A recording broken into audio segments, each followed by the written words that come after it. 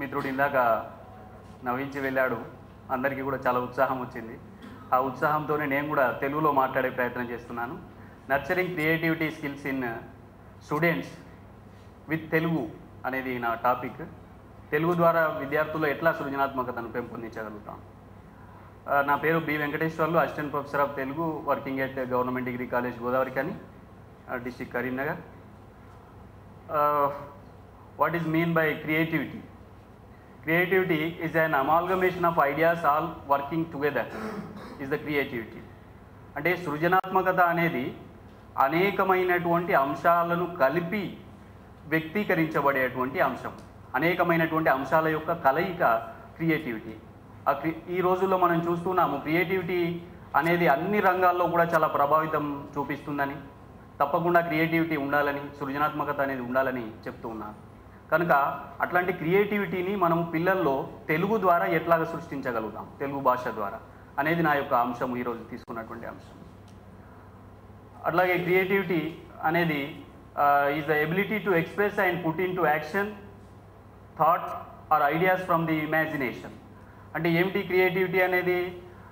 మన ఇమాజినేషన్ అంటే మన యొక్క ఊహ ద్వారా కలిగినటువంటి ఆలోచనను ఒక వస్తువులోకి లేదా ఒక నూతనమైనటువంటి సృష్టిలోకి పంపించడమే క్రియేటివిటీ. అంటే ఒక కొత్త ఇన్నోవేషన్ ఉండాలి అక్కడ తప్పకుండా, అప్పుడు అది క్రియేటివిటీ అనబడుతుంది. అట్లాంటి క్రియేటివిటీ ఏ రకాలుగా ప్రభావితం చేస్తుందో చూద్దాం. ముఖ్యంగా లాంగ్వేజ్, ఇప్పుడు మనం ఏ ఐడియా కానీ, ఏ ఆలోచన కానీ, ఏ సృజనాత్మకత కానీ మనము వ్యక్తీకరించాలంటే ముఖ్యంగా కావాల్సింది లాంగ్వేజ్. ఆ లాంగ్వేజ్ ద్వారానే వెళ్తాయి. మన ఆలోచన ప్రతి ఒక్కటి కూడా మనం లాంగ్వేజ్ ద్వారానే మనం వ్యక్తీకరిస్తాము. అంటే మనం ఏది చెప్పాలనుకున్నా, ఏది చేయాలనుకున్నా దానికి medium of expression is language only. That's why language creates a main role in creative. Different types of methods to inculcate creativity by Telugu. అంటే తెలుగు ద్వారా ఎట్లాగా ఏ పద్ధతుల ద్వారా తెలుగు భాష ద్వారా మనము ఈ క్రియేటివిటీని పెంపొందించగలుగుతాము అనేది నేను ఒక 5 అంశాలని తీసుకున్నాను. ఇందులో క్రాస్వర్డ్ పజిల్ మీరు అందరూ చూసే ఉంటారు, అందరూ చేస్తూనే ఉంటారు. దాన్ని తెలుగులోనైతే పదకేలి అంటాం. అలాగే రిడిల్స్, పొడుపు కథలు, word clues, portray, problem solving.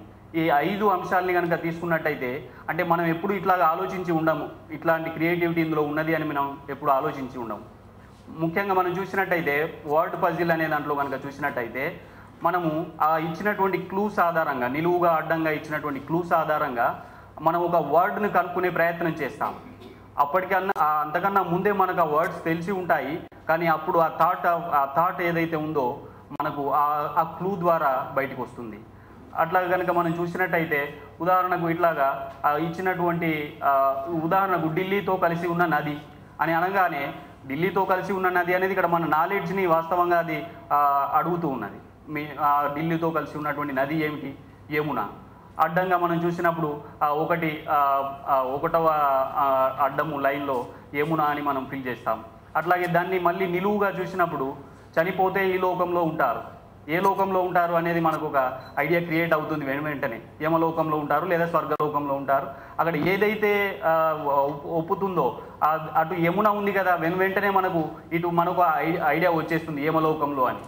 ఇట్లాగా అంటే పజిల్స్ ద్వారా మన యొక్క దీన్ని బ్రెయిన్ స్టామింగ్ అంటారు కదా, మెదడుకు మేత లాంటిది అన్నమాట ఈ పజిల్ అనేది. అలాగే దీని ద్వారా మనము ఒక 4 అంశాలని గుర్తించవచ్చు.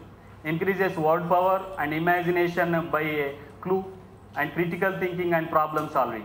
ఈ 4 అంశాలు కూడా అంటే ఆ ఇచ్చినటువంటి అంశం ఆధారంగా మనం క్రిటికల్గా ఆలోచిస్తాము, ఇది కరెక్టేనా, ఈ పదం ఇక్కడ సూట్ అవుతుందా లేదా అని. అలాగే ఆ ప్రాబ్లమ్ని సాల్వ్ చేయడానికి కూడా మనం ప్రయత్నం చేస్తాం. తప్పకుండా ఇక్కడ ఏదో 3 అక్షరాల పదం ఉండాలి లేదా 4 అక్షరాల పదం ఉండాలి, ఇట్లాగా ఆలోచన చేస్తూ ఉంటాం. కనుక పజిల్స్ అనేవి చాలా వరకు క్రియేటివిటీకి దోహదపడతాయి అనడంలో ఎట్లాంటి సందేహం లేదు. అలాగే రిడిల్స్ కనుక చూసినట్టయితే మీరు అందరూ ఇట్లాంటివి వినే ఉంటారు మీ చిన్నప్పుడు. గోడ మీద బొమ్మ, గొలుసుల బొమ్మ, వచ్చేపోయే వారికి వడ్డించే బొమ్మ అనగానే మనకు ఏమి గుర్తుకొస్తుంది? వెంటనే తేలు గుర్తుకొస్తుంది. అట్లాగే అంటే ఏమిటి అక్కడ లేదు, నిజంగా గోడ మీద బొమ్మ ఏది లేదు, బొమ్మ అని అంటున్నాము, దాన్ని మనము కప్పి చెబుతున్నాము, దాన్ని విప్పి చెప్పడమే పొడుపు కథ యొక్క లక్షణం. మళ్ళీ అట్లాగా మన మన యొక్క ఊహలకు పదును పెడుతుందన్నమాట. తొండముండు కానీ ఏమి పక్షి కాదు, తొండముండు కానీ ఏనుగు కాదు, రెక్కలుండు కానీ పక్షి కాదు, దీని భావమేమి తిరుమలేశ. ఇట్లాంటివి చాలా ఉన్నాయి, కానీ నేను ఒక 2-3 మాత్రమే ఇట్లాగా తీసుకున్నాను. ఇట్లా అయితే వీటి ద్వారా కూడా మనం గమనించవచ్చు ఏంటి, థాట్ ప్రొవోకింగ్ అంటే మనల్ని ఆలోచింపజేస్తుంది. దీని వెనుక ఉన్నది ఏమిటి అనేటువంటి ఒక ఆలోచన మనలో మెదులుతుంది. అట్లాగే డైవర్జెంట్ థింకింగ్, ఒకవైపు కాదు, మనం 100 రకాలుగా ఆలోచిస్తాం. గోడ మీద బొమ్మ అనగానే ఏం బొమ్మ ఇది, ఎట్లా ఉంటుంది, వడ్డించేది కాదు కదా, నిజంగా అమ్మ కదా వడ్డించేది, మరి బొమ్మ ఎట్లా వడ్డిస్తుంది అనేటువంటి ఆలోచన మనలో కలుగుతుంది. అట్లాగా వివిధ రకాలైనటువంటి ఆలోచనలతో మనం వెళ్ళిపోతూ ఉంటాం. అట్లాగే మెదడుకు మేతగా ఉంటుంది. అట్లాగే కాగ్నిటివ్ థింకింగ్ అంటే మనకు ఉన్నటువంటి నాలెడ్జ్ని అంతా కూడా అక్కడ కుప్పబోసే ప్రయత్నం చేస్తాం. ఇట్లాగా ఒక గొప్పనైనటువంటి ఆలోచనను కలుగజేయడంలో రిడిల్స్ తప్పకుండా దొరుకుతుంది. అట్లాగే వర్డ్ క్లూస్, దీన్ని సాధారణంగా అవధానాలలో వాడతారు, దత్తపది అంటారు. ఏవైనా ఒక 4 పదాలు ఇచ్చేసి ఆ పదాల సహాయంతో మీరు ఒక పద్యాన్ని చెప్పండి అని అంటారు. మళ్ళీ అది డిఫరెంట్ వే, అంటే సాధారణంగా ఇది తెనాలి రామకృష్ణుల వారికి ఇచ్చినటువంటి ఒక సమస్య దత్తపది. ఏమిటి, గోలకొండ, మూలముండ, పూలదండ, కొత్త కుండ, ఈ 4 పదాలని ఉపయోగించి మహాభారతం యొక్క అర్థం వచ్చేటట్టుగా పద్యం చెప్పమన్నారు. ఈ కుండల్ని ఈ దండల్ని ఉపయోగించి మహాభారతం అర్థం వచ్చేటట్టుగా చెప్పడం అంటే ఎంత సమయస్ఫూర్తి కావాలి, అప్పటికప్పుడు ఒక వ్యక్తికి ఎన్ని రకాల ఆలోచన శక్తి కావాలి. మహాభారతం గురించి తెలిసి ఉండాలి, ఆ పదాల యొక్క అర్థం తెలిసి ఉండాలి, వాటిని ఛందస్సులో ఎట్లాంటి భంగం లేకుండా ప్రయోగించాలి. ఇన్ని రకాల ప్రాసెసెస్ అక్కడ నడుస్తూ ఉంటాయి. ఆయన అన్నాడు వెంటనే, ఓ ఈ కురురాజనీ సుతుడుత్త గోలకొండవలెనుండు విను మూలముండదింక బండనంబున గెల్పింతు పాండు సుతుల ఉరమునను పూలదండ రేకొత్త కుండ అని అప్పటికప్పుడు ఎంత గొప్పనైనటువంటి శక్తి చూడండి. గోలకొండ అనేదాన్ని మనం గోల్కొండని ఎట్లా పట్టుకొస్తాం మనం మహాభారతంలోకి. అతడు ఎట్లాంటి వాడట అంటే గోలకొండనట, మనం బంగారు కొండ, వెండి కొండ అంటాం కదా, ఎంతసేపు అరుస్తాడు తప్ప. ఇది ఎవరంటున్నారు, ధృతరాష్ట్రునితో కృష్ణుడు అంటున్నాడు అన్నమాట. ఓ కురురాజా,